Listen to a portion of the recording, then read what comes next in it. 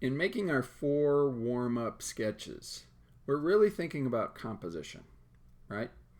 And so what I've said to do in the instructions, and again, follow the instructions. I'll probably be quite a bit more brief in my description of it here.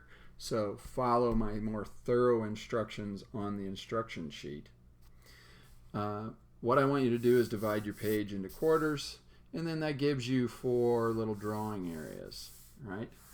In which I will make slightly smaller rectangular shapes. Now I'm doing this just on top of some quick sketches that I've already done. You can see I'm doing this pretty loosely. In your instructions, I think I described how to alter your viewfinder by cutting it from a 4x4 into a 4x5. That 4x5 is going to be proportionate to your larger page, and it will be similar to each of these quarters of the page. So now we have these 4 little image areas where we can start to think about the puzzle pieces that make up the picture plane of each one of these rectangles, right? And that's what we're doing, is trying to visualize what's going to make a good larger drawing. So there's a few ways that I can do that. These first quick kind of incomplete sketches were ones that I was doing thinking primarily just about negative space, right? So I'm not in this case drawing in the object. Instead, I'm drawing the negative space shapes, which in turn then defines the object. Okay? And if you're doing this, of course, you want to do it back and forth with the eraser until you get the shapes right. This helps you start to think about, maybe more importantly, the negative space as an integral part of your drawing.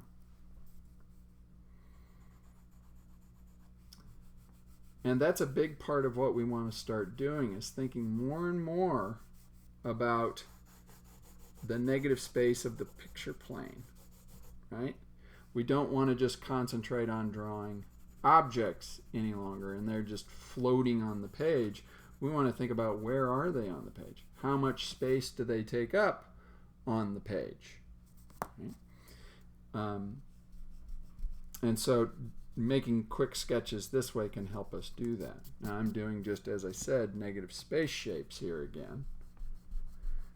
That's one way to do it, and I think that's how I have it outlined in your instructions.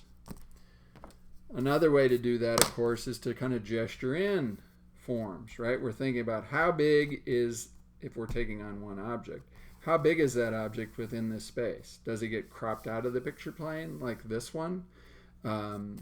Or is it within the picture plane? And if so, where is it in the picture plane? Most of the time people center what they want to draw, and then that kills the rest of the negative space. So I want you to think about, okay, where is what I'm drawing in the picture plane? How much of that space does it take up in the picture plane? If it's fully and completely within that rectangle, then what does the rest of the negative space look like? You can see here I'm gesturing in the object. I'm kind of imagining footstool. I have, it's these simple kind of shapes. Right? Here it is placed off to this side. Well, you know, how big should it be? Can it be smaller than that in the space? This gets much more important as we're taking on more than one object. I mean, regardless, we always want to think about, what is the drawing going to look like? How much of the page is it going to take up? How big or how small is what we're drawing going to be? And what does the space of the drawing look like? So we're beginning the process of starting to think about those issues in terms of the picture plane and representation. Now here I've kind of gestured it in really quickly and much smaller in relation to the space. When we think about just an object, right, and we're drawing it, if we don't draw where it is in space, if we don't draw the space it exists within, then it tends to feel like it's just floating, right, in space. So it might be necessary, say, in a drawing like this, to indicate, oh, okay, well, here's the wall and here's the floor, right? And there's this division on the floor that I see.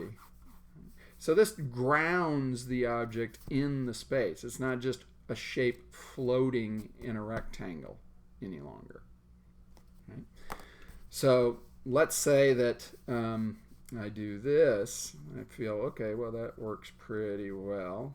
I think in the assignment again, I say to define the negative space shapes so that you get a sense of what the negative space looks like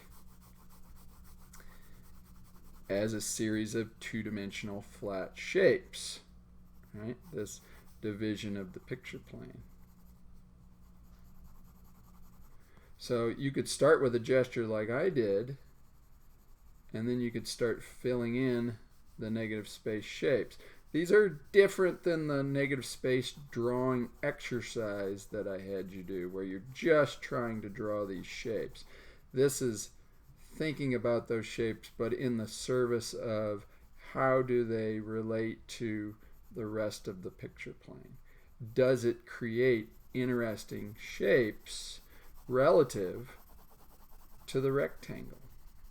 Because if we have interesting shapes in terms of the negative space, then that means our drawing of whatever it is, whether again it's an object or objects in space, is going to be much more interesting as a whole than just something that is, again, a form floating on the page.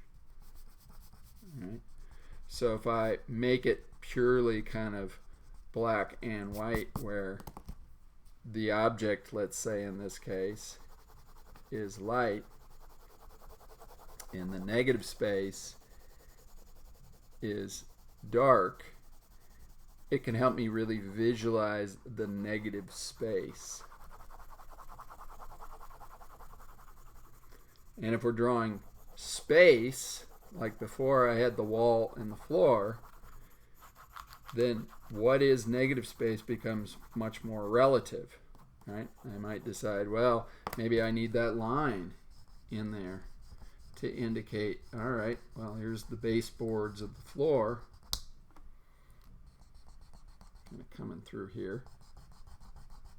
And that divides the floor from the wall in my drawing.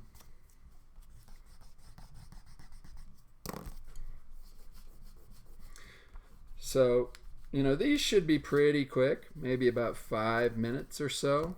Not overly detailed, just enough to give you a sense of, would this make an interesting drawing? Would this make an interesting composition if I made a larger drawing of whatever it is you're looking at? So let these 4 sketches be about that.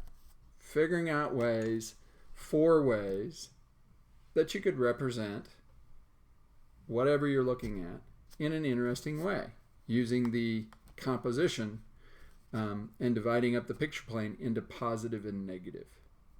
Right? These are thinking out loud.